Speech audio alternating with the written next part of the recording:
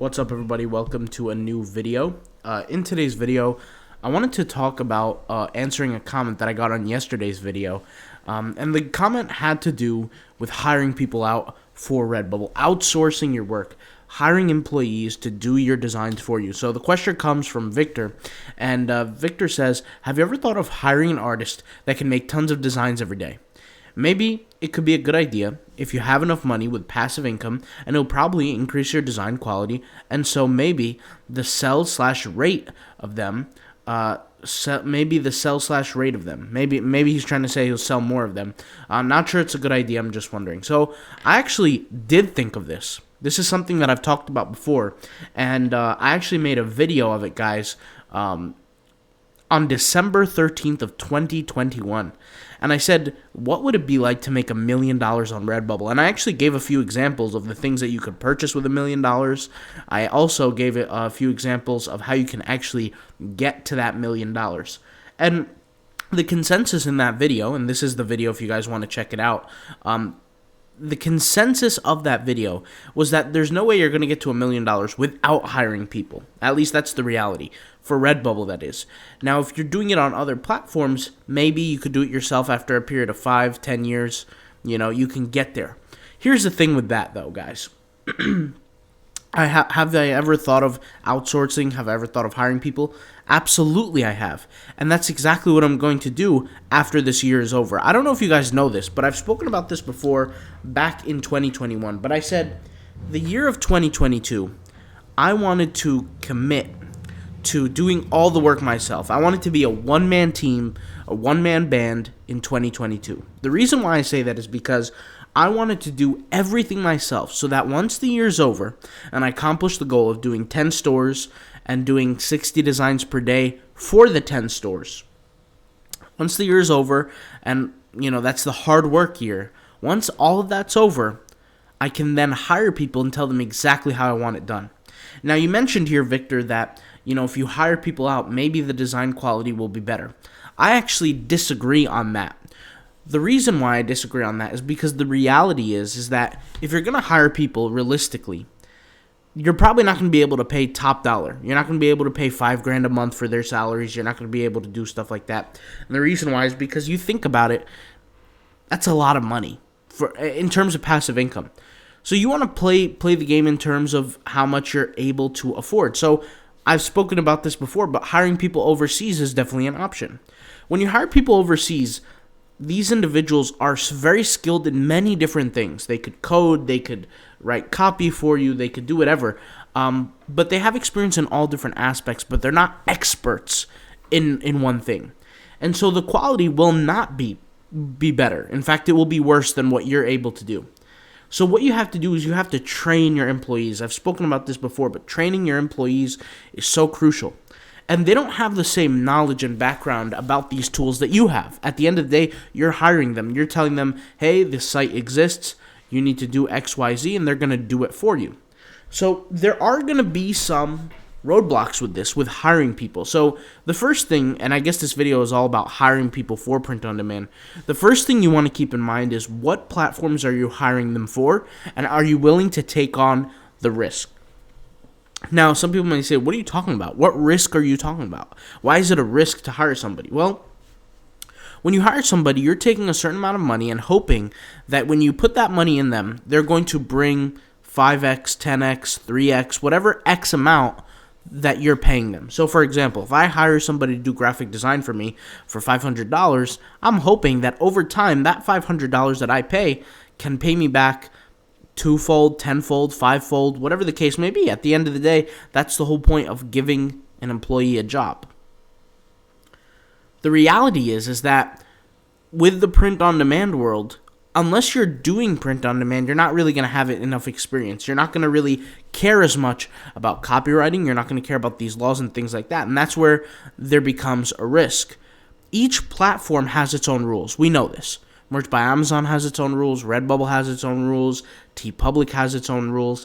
And sometimes these rules are similar. Sometimes they're different. Just depends on what rule we're looking at. The reality is this employee that you're hiring, they're not invested as you are. They don't understand that On sometimes certain platforms, you can only have one account. Like Merch by Amazon, you can only get one account. I mean, yeah, you could buy an account and then get a static IP and do all this, but it's a headache. Let's be honest, it's a headache. Most accounts, most platforms, once you're permanently banned, you're permanently banned. You don't get a second shot. For example, I made a video on Redbubble the other day where I've talked about how people got permanently banned because of certain activities that they were doing. And, 9 times out of 10, if they create another store, that store will be deleted as well. That is an example of being permanently banned. It's not far from understanding that the concept that the employees that you hire could very easily get you permanently banned because they just are not aware and they're not invested as you are in the platform. At the end of the day, for them, it's really not a big deal. Now, you might say, hey, they're going to lose their job or whatever, but to them, you got to realize that this is a way of life for them. They're going from job to job to job, freelancing opportunity to freelancing opportunity, just looking to make some money. And I'm not saying that they have no loyalty to you, but at the end of the day, when you hire somebody, you have to develop a relationship over time. And I can tell you this from personal experience. When I've hired people overseas, is that in the beginning, it's kind of like they're just trying to make money. And then, the more you respect them, the more you give them opportunities over time, the more, bonuses you give them, the more respect you give them over time, and they actually appreciate it. That's when the relationship between you, the employer, and them, the employee, starts to get better over time.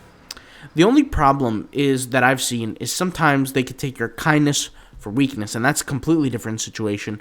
But I'll give you an example with print on demand. You could tell them, hey, I want X amount of designs, and they could say, okay. And they can go on Google and just copy and paste those designs instead of creating them. There's a whole lot of different examples, and that might work for you the first week, 2 weeks, but eventually you're going to start running into problems. So you want to keep that in mind as well. So it's not like it's not a challenge-free environment. When you hire individuals, you're going to come up with challenges. You're going to come up with copyright challenges, trademark challenges, just language barrier issues.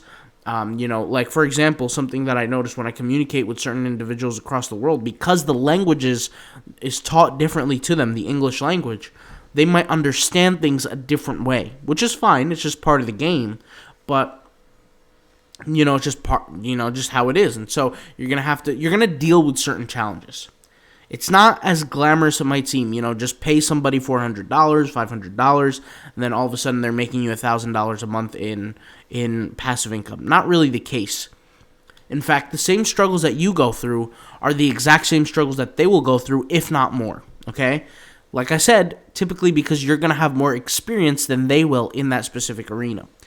Now, you could hire a graphic designer, and that's what they do, but all that means is they have a good skill in designing, but you have to give them topics that they have to design on, you have to give them ideas, you have to teach them how to find ideas. You won't be able to support them in every single piece of art that they create, right?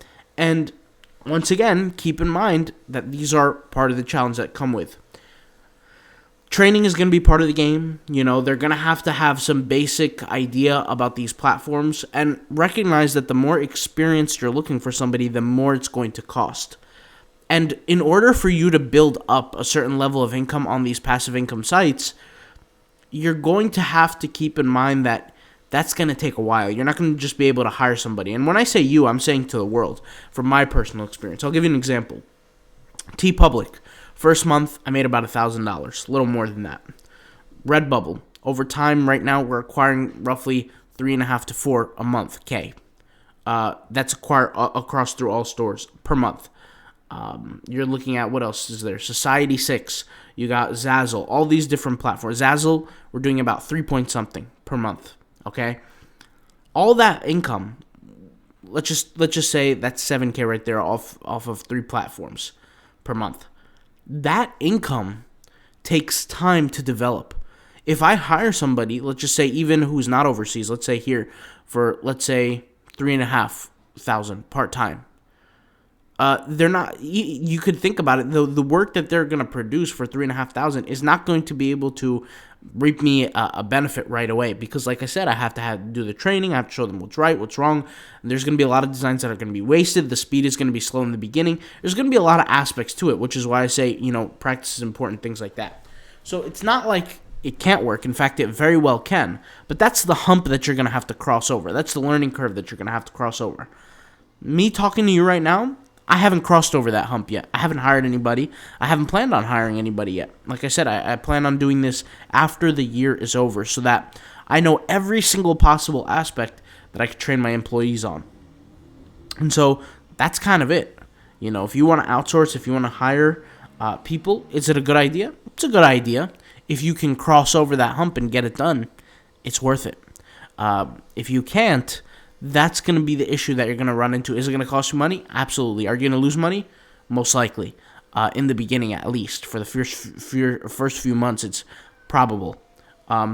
More importantly, what I've learned is that people who can hire other individuals and train them and things like that, what they have to be good at is they have to be good managers. You have to know yourself. Peter Drucker, a business individual, he said no. He wrote a book. It was Know Thyself.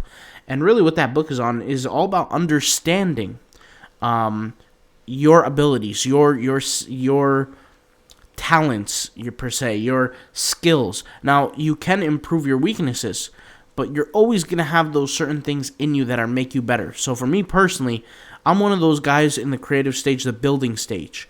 I'm a good person to start up a business, to build the business a little bit. I'm not as good at scaling, right? But I'm good at building. I'm good at things like that. Now, that's not to say that I can't scale. In fact, I can. I've scaled many businesses. But that's not to say that that's what I'm best at. It's not what I'm the most creative at. That's not what I love doing, right? If you're going to have employees, you're going to have to realize that you're going to have to be best at managing. You're going to have to be a better manager than you are a better worker, okay? So that's just an idea that I want to share with you. But maybe there's other people having the same question, having the same thoughts. Maybe they're looking to lift the burden of the hard work off of themselves and put it on other people for a cost. Maybe that's the key. Maybe that's what they're looking to do. And it's very realistic. You know, it's very probable. It's very efficient. It's not a bad idea. So, it's a good idea. Is it a good idea? Absolutely, it's a good idea. But can you cross over that hump? That's really the question. All right. I'll talk to you guys later. Hopefully this video helped somebody out. And, yeah, I'll talk to you guys later. Peace out. Bye.